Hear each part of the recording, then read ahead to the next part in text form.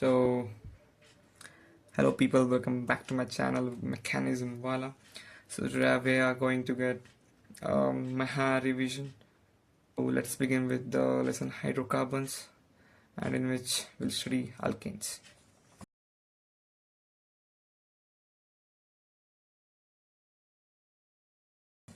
Let's begin with the preparation of alkanes. Alkene reacts with hydrogen and nickel, palladium or platinum catalysts to form alkane. Alkyne with 2 moles of the same substituent to form an alkane. CH3X, which is alkyl halide, reacts with Na dry ether. It's popularly known as Wood's reaction, which takes place through the free radical mechanism. And if you want the detailed mechanism for each steps or for each reactions, comment down below. And the fourth reaction is the sodium salt of carboxylic acid. When electrolyzed, it gives an alkane. This too follows a free radical mechanism or a carbanion intermediate. And the fifth reaction is very common reaction, which is soda lime decarboxylation, which the reagent is NaOH and CO. In presence of heat, we form an alkane. So here the point to note is NaOH and CO are taken in 3:1 ratio. And the last reaction, which is alkyl halide reaction with metal and acid. So here the metal gives an electron and acid is a proton source. So when here the carbanion intermediate is formed, and the H plus, the carbanion attacks H plus and forms an alkane. So here is the detailed mechanism of coal-based electrolysis, which is given in NCERT, so which is very important. So coming up with properties, which is the first property is halogenation. Halogenation itself. So we take the reagent is Cl2 in presence of heat, sunlight, or any free radicalizing factor, which is H nu, which is heat, sunlight, or any other source, which forms a free radical. CH4 in presence of Cl2 H nu, not CH3 Cl plus Cl. So this is the reaction detailed mechanism which you can go through. So the point of note is rate of reaction. Rate of reaction, which is very fast, or is greater in 3 degree, then 2 degree, then 1 degree. And in the halogens, F2 forms the fast and uncontrolled reaction, and I2 forms the slow and reversible reaction. So while we use I2, we should use a strong oxidizing agent, which can be HiO3, HiO4, or HNO3, which oxidizes Hi to I2 again. So this is the detailed explanation.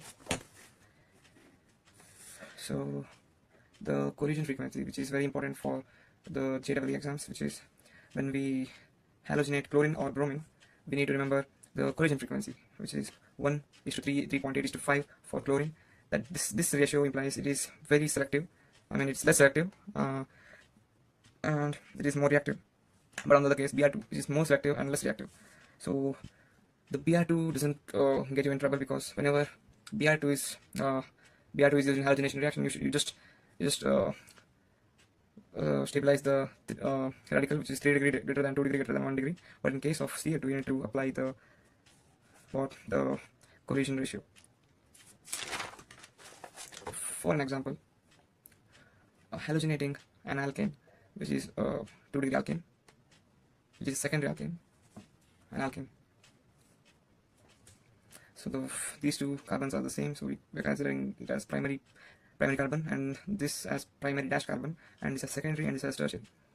So the number of hydrogens in the primary one is 6, primary dash is 3, secondary is 2, and the tertiary is 1. So multiplying it with its collision ratio, we get 6, 3, 7.6, and 5. The ratio of the product, which is maximum, is considered as the major product. So the secondary halogenated alkane is the major product, while in case of Br2, simply we check the stability of free radical, which is 3 degrees. So 3 degrees is the major product. And these are some properties of alkane. Isomerization, where the reagent used is anhydrous AlCl3 in presence of HCl and heat. So it's very simple. You just form an isomer of this. And aromatization is very important in case of sequential reactions. The reagent is Cr2O3, V2O5, or molybdenum oxide on, which is very important, alumina, Al2O3. And this is the condition, which is not so important to be remembered, but if you want, you can remember.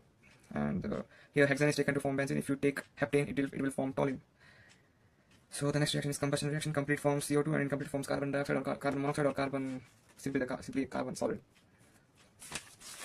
So next is controlled oxidation. Controlled oxidation has 3 major reagents: copper, molybdenum oxide, and manganese diacetate. You can write diacetate.